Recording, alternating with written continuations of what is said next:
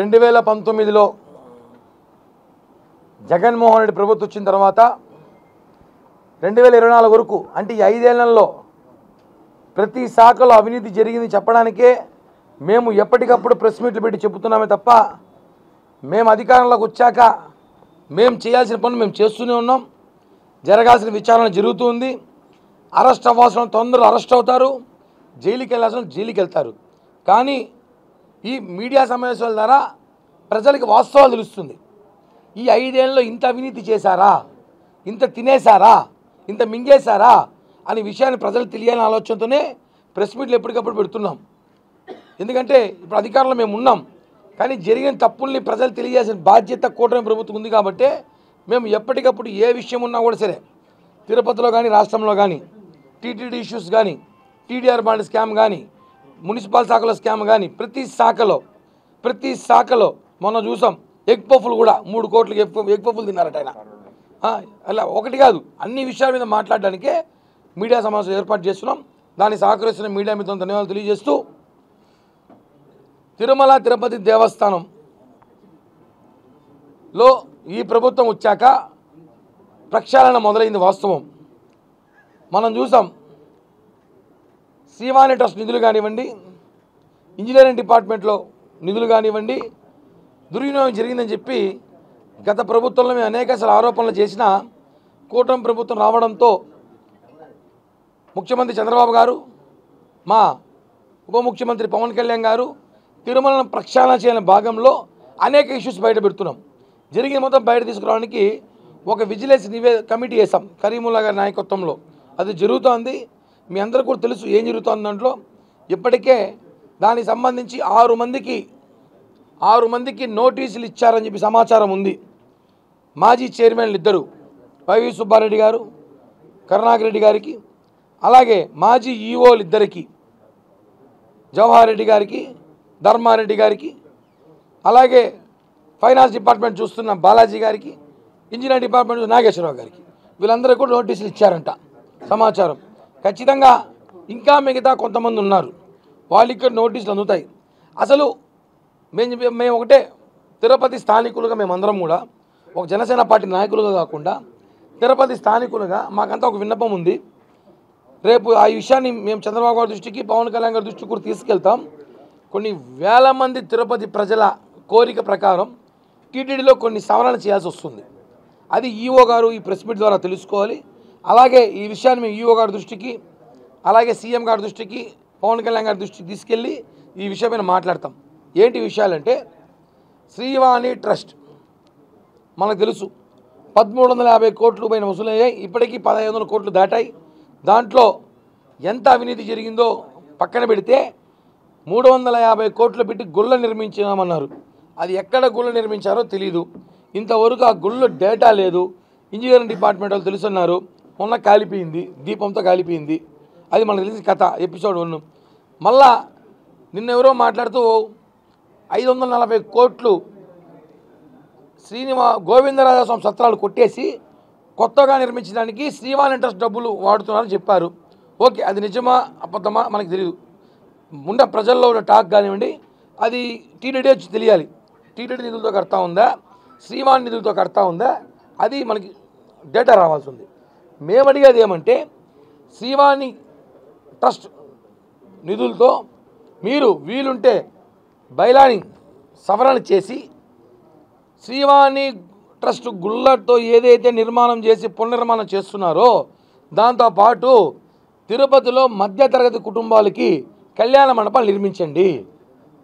ఎందుకంటే ఈరోజు తిరుపతిలో పెళ్లి చేసుకోవాలంటే ఈ చుట్టుపక్కల గ్రామాల్లో ఒక 5-6 జిల్లాల నుంచి సెంటిమెంట్గా తిరుపతిలో పెళ్లిళ్ళు చేసుకుంటారు. ఈరోజు మధ్యతరగతి కుటుంబం పెళ్లి చేసుకోవాలంటే తిరుపతిలో లేదు, అవకాశమే లేదు. ఏడ చూసినా స్టార్ హోటల్ మెయింటెనెన్సే కళ్యాణ మండపాలన్నీ కూడా మనకు తెలుసు. ఎన్ని లక్షలు పెడితే కళ్యాణ మండపాలు దొరుకుతాయి, దానికి ఎంత లాబింగ్ చేయాలి, ఎంత రికమెండేషన్ చేయాలి, ఎంత చేయాల్సిన బాధ్యత ఉందో మనందరికీ తెలిసిన విషయమే, మీడియా మిత్రులకు కూడా.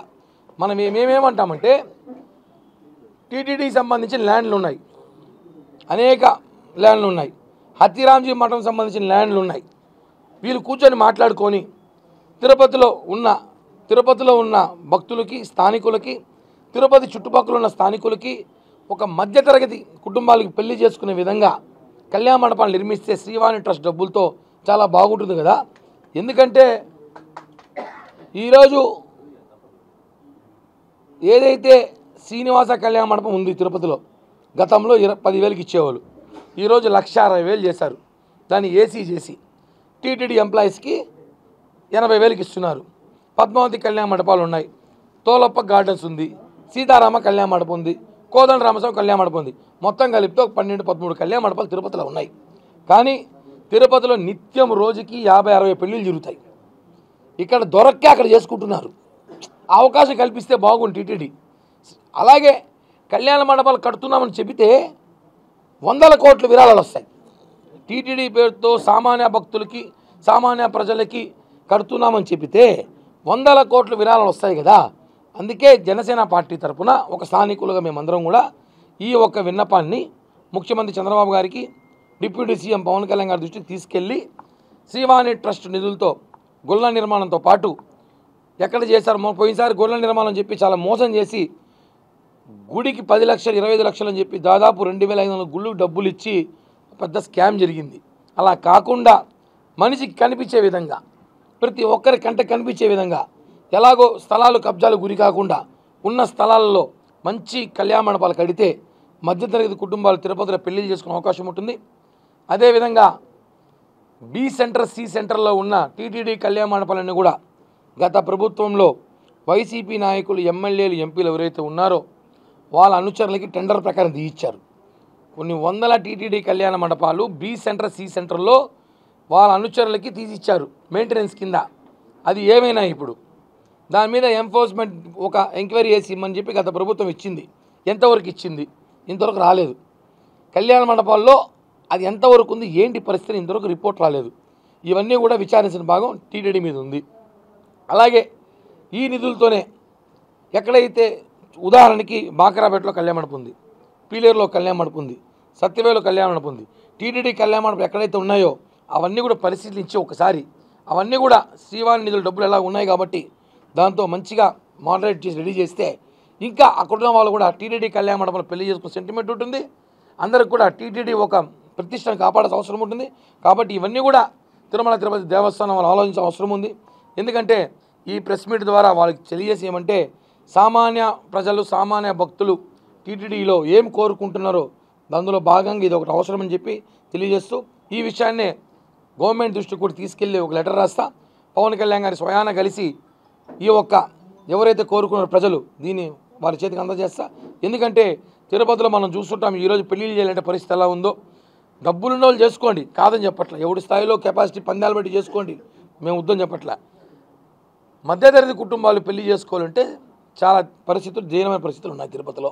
వాళ్ళకి అవకాశం కల్పించిన ఆలోచనతో ఈ ఒక నిర్ణయం తీసుకొని శ్రీవాణి ట్రస్ట్ నిధులని దుర్వినియోగం కాకుండా ఇలా వాడుకుంటే మంచిది, వాడుకుంటానని ఆశిస్తూ సెలవు తీసుకుంటున్నాం.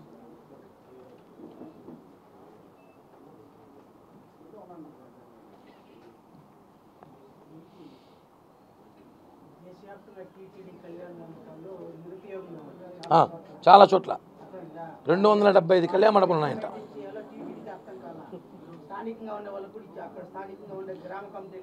ఇచ్చేశారు.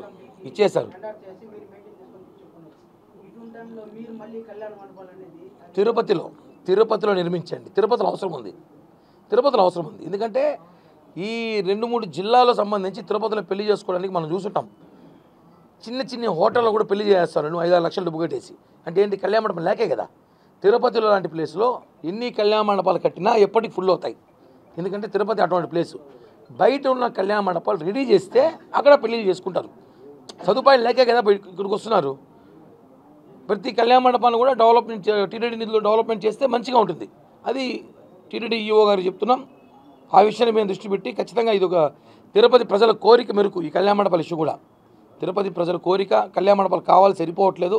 మధ్యతరగతి కుటుంబాలకు 20,000 25,000 కళ్యాణ మండపాలు కావాలి. కాబట్టి ఈ నిర్ణయం తీసుకుంటే బాగుండు అని చెప్పి కూడా చెప్తున్నాం.